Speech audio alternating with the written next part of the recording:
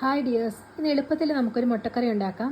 അതിന് വേണ്ടി ഞാൻ എടുത്തു വച്ചിരിക്കുന്നത് കുറച്ച് സവാള, തക്കാളി, തേങ്ങ അരച്ചത്, മുട്ട പുഴുങ്ങിയത്, ജിഞ്ചർ ഗാർലിക് ക്രഷ് ചെയ്തത്, കുറച്ച് കരിവേപ്പില, പിന്നെ മുളക് പൊടി, മഞ്ഞൾപ്പൊടി, മല്ലിപ്പൊടി. ആദ്യമേ പാൻ ഒന്ന് ചൂടാക്കുക. അതിലേക്ക് കുറച്ച് വെളിച്ചെണ്ണ ഒഴിക്കുക.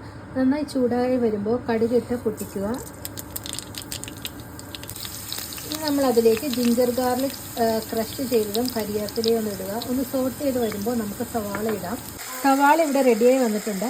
അപ്പോൾ നമുക്ക് ആവശ്യമുള്ള തക്കാളി ഇട്ട് കൊടുക്കാം. ഇവിടെ നമ്മുടെ തക്കാളി, സവാള എല്ലാം നന്നായിട്ട് വന്നിട്ടുണ്ട്. നമുക്ക് ആവശ്യത്തിനുള്ള പൊടികൾ ഇതിലേക്ക് ചേർത്ത് കൊടുക്കാം. ആവശ്യത്തിന് ഉപ്പും ചേർത്ത് ഇത് നന്നായിട്ടൊന്ന് ഇളക്കിയെടുക്കാം. 1-2 മിനിറ്റിനുള്ളിൽ അതിൻ്റെ പച്ചമണമൊക്കെ ഒന്ന് മാറി വരുമ്പോൾ നമ്മൾ ഇവിടെ അരച്ച് വെച്ചിരിക്കുന്ന തേങ്ങ ചേർത്ത് കൊടുക്കുക. എന്നിട്ട് ഇത് നന്നായിട്ട് തിളപ്പിച്ചെടുക്കണം. ഇനി ഇതിലേക്ക് നാട്ടിൽ നിന്ന് കൊണ്ടുവന്ന ഫ്രഷായിട്ട് കൊണ്ടുവന്ന കുറച്ച് കുരുമുളക് ഞാൻ ഇപ്പോൾ പൊടിച്ചത് ചേർത്ത് കൊടുത്തിട്ടുണ്ട്.